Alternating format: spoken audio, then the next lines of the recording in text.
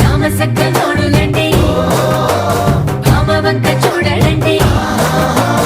రాయభారం ఎందుకండి రాసి ఉంచినాడు రండి గుండెలోన చోటు సీతకే చూపులే మాటలై